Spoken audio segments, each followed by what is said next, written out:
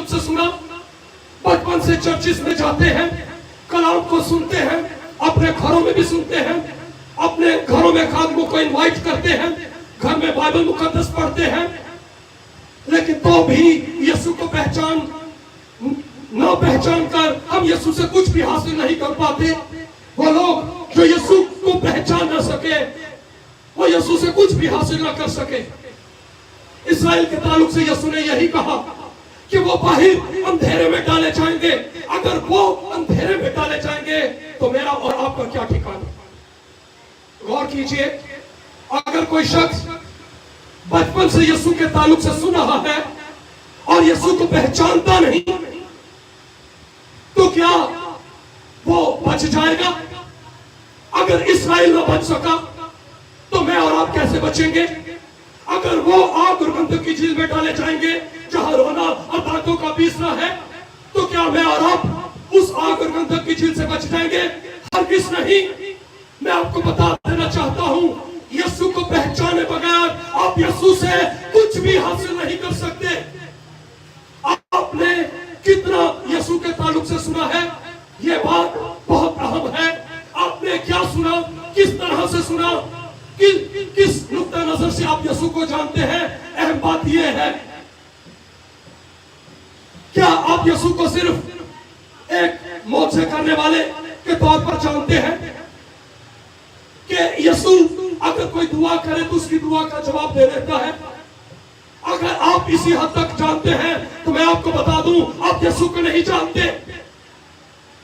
ये शख्स जिसके ताल्लुक से यीशु ने कहा कि बादशाही में शरीक होगा अब्राहम, इसहाक और याकूब के साथ, ऐसे बथेरे लोग इस जमीन के ऊपर अब्राहम, इसहाक और याकूब की बादशाही में शामिल हो गए, जिनमें से एक शख्स की गवाही बताना चाहूंगा। इस जमीन के ऊपर क्रिश्चियन हिस्ट्री में, मसीही दुनिया में उस शख्स से ज्यादा बड़ा चर्च पूरी दुनिया में किसी शख्स ने नहीं बनाया। लाखों लोग उसकी कलीसिया से ताल्लुक रखते हैं, लेकिन वो शख्स मसीही घराने में पैदा नहीं हुआ। इस बात को कान खोलकर सुन लीजिए।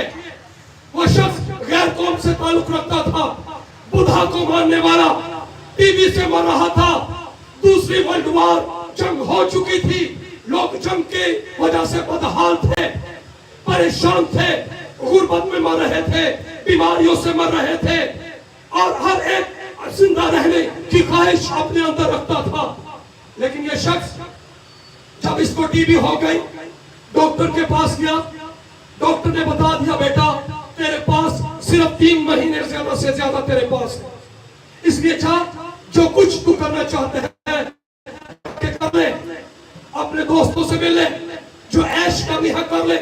लेकिन यह मायूस लौटा और मरने के लिए इसने अपने घर में कैलेंडर लगा लिया और 3 महीने का कैलेंडर, हर रोज दिन गिनना शुरू हो गया। आज पहला दिन गुजर गया, आज दूसरा दिन गुजर गया, आज तीसरा दिन गुजर गया, आज 7वां दिन गुजर गया, आज 10वां दिन गुजर गया। लेकिन वो दिन गुजरते चले गए।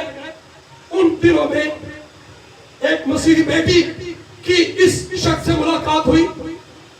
इस शख्स को उसने यीशु मसीह नासरी के ताल्लुक से बताया और अपनी बाइबल इस शख्स को दे दी और उससे कहा, भाई आप इस बाइबल को पढ़ें, ये बाइबल मुकद्दस आपकी जिंदगी को बदल देगी, ये आपके हालात को बदल देगी, ये आपकी सोचों को बदल देगी, ये आपके रवैयों को बदल देगी, ये आपको बरकत देगी, ये आपको रिहाई देगी।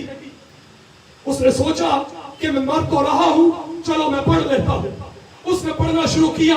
जब उसने बाइबल मुकद्दस को पढ़ा, उसने यीशु के ताल्लुक से सुना, पढ़ा कि एक शख्स जो एक औरत से पैदा हुआ, वो बाप इंसान मर्द से पैदा नहीं हुआ बल्कि एक औरत से पैदा हुआ, और वह शख्स जब इस जमीन पर पैदा हुआ तो वो बड़ा हुआ और उसने मौजज़ात किए। उसके मौजज़ात से जिंदगी बदल गई। कोढ़ी शिफा पाने लगे, अंधे देखने लगे, लंगड़े चलने लगे, मुर्दा जी उठे। तो ये शख्स उस पर ईमान ले आया और इस शख्स ने भी अपने घुटने उसके सामने टेक दिए। उसने कहा, ऐ यीशु, तूने अंधों को आंखें दी, तूने लंगड़ों को टांगे दी, तूने मुर्दों को जिलाया, आज मैं तेरी मेहनत करता हूं, मुझे भी इस टीबी की बीमारी से शिफा दे दे। और उसने अपनी जिंदगी यीशु को दे दी।